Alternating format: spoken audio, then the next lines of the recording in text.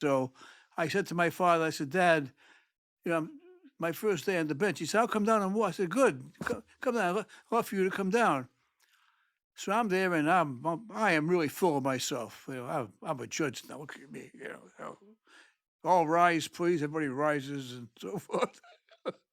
It's so crazy. So this woman comes before me. She owed, I don't know, she had a boot on her car. I don't know what she owed, a couple $100 in tickets, and she couldn't pay them. So I said, well, if you don't pay it, I'm not going to take the boot off the car. And she says, I just don't have the money. I don't have the money, and I have 4 kids. It's my first day on the bench. No one's going to bully me around, right? So I says, well, you owe the money, and if you don't, we're going to leave the boot on the car. She said, I don't have the money. I have to get my kids to school. So I said, I'm sorry. Continue the case. We'll give you a couple of days to come in, right? And my father's in the courtroom.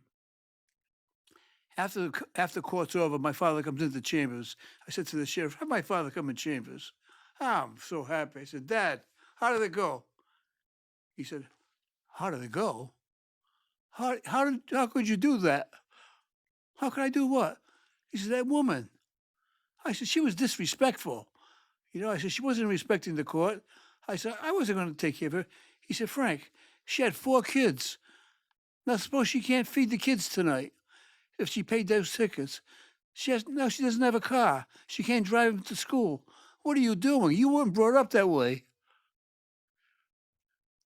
My first day on the court set the tone of my judgeship of over 30 years.